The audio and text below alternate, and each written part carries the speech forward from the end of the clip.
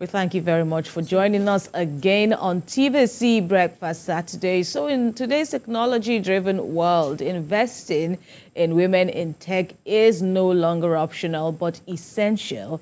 The tech industry continues to shape our world, and supporting women who dare to carve out a niche for themselves in the male-dominated field is vital. Investing in women in tech also offers numerous benefits, like promoting gender diversity and breaking down barriers, driving innovation and fueling economic growth. By supporting women in tech, we challenge traditional gender roles and stereotypes, also fostering inclusivity and equality. Joining us now to talk about this is one of such women. She's the founder and the CEO of Eviola & Co., Omowunmi Imoukhuede. Thank you very much for joining us, and welcome. Welcome to TVC Breakfast. Thank you for having me. So, in that background that we also read, and even if you follow the interview that we had earlier, what would readily come to mind if I happened to be there and I saw females there, if I was at that training and I saw females there, I would be interested. I would, wonder why. And I can reckon that they would even be the minority. I don't know, but for someone like you, you're in the tech space, what's the reality really like and why? Well, I feel like it's just naturally shaped like that.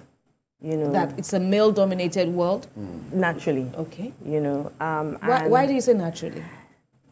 Well, so this is a very, very dicey topic for me.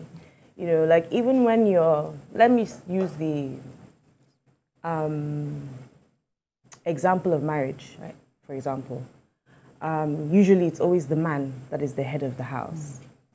When you think about religion, I'm Christian. The woman comes from the man's rib, so naturally it's like that. But as the world is evolving, women also have a place, and they do have their place, and we do have, our skills and what we bring to the table. So even when you're managing your household, for example, naturally women are more creative in terms of multitasking, managing the partner, managing the kids, making sure there's food, and still having to do work as well. So naturally, it seems like a male-dominated world, but women definitely do have their place. And as the world is evolving, we're getting more recognized, especially even in the corporate world. Right. Right. What is the passion for you? Indeed. Advocating for women in tech. Wow.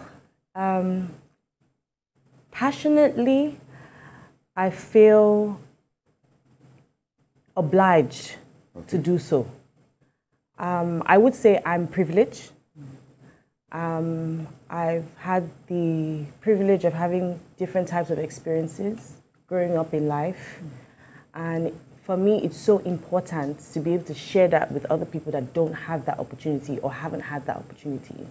So for example, I went to school in New York, in Paris, and a lot of people don't have that opportunity. So if I have been put in that position, everything I've learned, I need to bring back home to Africa. I need to bring back to the young girls and the young men, here, to share those experiences. I'm an interior architect by profession, so I'm naturally trained to take people into the future. How do I do that? I use software and hardware. So I start with maybe 2D drawings and then create 3D renderings and show you what your space would look like even before it's created. Being able to use that technology to deliver education and training to women and young kids growing up is almost revolutionary. So at Eviola & Co., what we do is we democratize access to digital tools and services in order to revolutionize how people are equipped with skill sets. To buttress what Mr. Okpara was saying earlier, it's so important. You must train people. What we fail to do in Africa is create pipelines and funnels to be able to say, okay, somebody is going through this process. after this particular time, they come out and this is their rating. After this particular time, they come out and this is their rating. So we need to be able to create more pipelines that churn out talent and people that are confident enough to take on whatever life throws at them. Okay, and in terms of navigating challenges, you've spoken about your experiences that, perhaps fueled your passion into doing what you're doing now. But then tell us about, those challenges that you have faced and how you were able to overcome them. So challenges naturally happen everywhere, not just in Africa, everywhere, I've been able to overcome them by understanding that in life, you have to unlearn certain things to be able to relearn certain things. You have to always try and create space for new things, evolve yourself naturally, like, strive to be better. The other day, an architect in the office walked out for a second, and I'm like, where is, Manuel? And I'm like, he's left for a while, and they said, yeah, he took a walk. I'm like, he took a walk? To where? But then I just realized that, what? Sometimes people do need to take a walk. They need to open up their minds. So the point I'm trying to make is, do not let your environment shape your thought process. There's no light, there's no water, there's no this, there's no that. This could be a different problem anywhere else in the world. You know what I mean? So just try and embrace whatever situation that you find yourself in and try and make the best out of it. A lot of people would say why she's talking like this is because she did not school here in Nigeria. She schooled in New York, and that's why she's talking like this. How do you convince that young Nigerian watching you at the moment who feels that it's not about location? It's not about the location. How can I discover myself to be able to bring out that best in me? Can you tell us how you can convince that young Nigerian? I'm here. Yes, I've gone to school in Paris, I've gone to school in New York, but I'm still here. I'm not living abroad. I'm here. I'm in the nick of things, trying to create solutions for everybody else that doesn't have that opportunity to eventually, build themselves up to be able to get to that level where they can have those type of opportunities. Exposure is so important in everything that we do,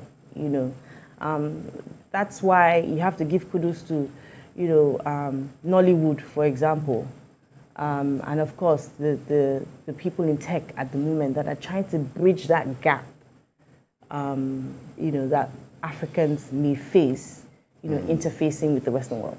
I want us to be deliberate. Where do those young women start from? If you're saying you're here, how do they reach? Can they reach you? What are you doing? Are you doing it free? What have you done to impact the life of those young women in the country? So imagine, for example, you have a young girl up north or down south, has never been, on a plane before. Okay. We have been able to create stimulations and experiences, immersive experiences, that once you wear your VR headset, you're immersed in that experience. And we've been able to create it across different sectors. So automatically what you're doing with that type of technology is you are opening the minds up to people so that they can see. That's the most important thing. Because once you can see, you start to understand. And once you start to understand, you start to create. And once you start to create, you start to build. And once you're able to build, you just keep going. Right. And I know you've spoken about your love, training and all of that. And we also understand that you have, some form of initiative that you are working on to fit in line with, your passion. And so tell us some more about how, this is another answer to the problems or the challenges that we have on ground, how you are trying to, meet that need. So we've set up a content creation studio. By December, we're going to launch. Within the studio, we have 6 studios. We have the XR studio, we have the dressing studio, we have the two training studios, we have an audio studio. So basically, we're fitting out the space with equipment, software and hardware, where people can come and create all types of content. We're also building a platform for creators where creators can be aggregated. So, for example, you have a talent, you have a skill, and you want to sort of trade your digital assets. We have the platform whereby you can sort of like list your artworks or your concepts or any type of creative project that you're working on, and you are able to sort of like gain an income from that, from trading that. You know, we're building a community where the world can see what African creators can actually do. Okay. Within the training studio, our curriculum is so interesting, and the equipment that we're investing in is so diverse that you have no choice but to actually learn something and actually be able to create. So how do you select those people? It's open. Okay. Yeah, it's an open studio. All right, and Free, it's free? Apparently on site. It's an on-site kind of thing. So we have a physical location, and we have a digital platform. So our aim is to be able to balance the physical and digital world. So it's not just about saying, okay, we're using technology from a phone. We're also using technology physically to be able to develop skill. Okay, is this coming at a fee, or is it? Some courses and some training courses will come at a fee, but we're also trying to partner with NGOs and the government to see how we can subsidize the trainings, and some definitely will be free. Okay, so what will be the benefits, you know, for participants, intending participants? They'll gain a lot of knowledge, and they'll have access to the software and hardware, because this stuff is very expensive. Like Mr. Afpara was saying earlier, it's very, very hard and time-consuming to build a good army. And we're trying to build a good creative army, actually a great creative army, whereby people come and they're fulfilled. You can come and birth your imagination with us. That's what Eviola actually means. So violet is the color of imagination. And when you start to talk about evolution and Eve, so when you join it together, you're looking at a place of tomorrow where you can come and birth your imagination. If you even look at it from, you know, the Yoruba language, when you say Ola, you know, you're talking about tomorrow, you're talking about wealth, you know, and all of this is all about wealth, knowledge, growth, and empowerment. All right. It's a fine place to leave our conversation. Time is not our friend, but you know, from all you have said, I hope that I have, you know, gotten some nuggets, and I hope the viewer, at least one person watching will have something key to take, to run with. Thank you very much. We appreciate your time with us. Omowunmi, Imoukhuede, the founder, CEO, Eviola & Co. Thank you so much for having me. Right. It's a pleasure. Thanks.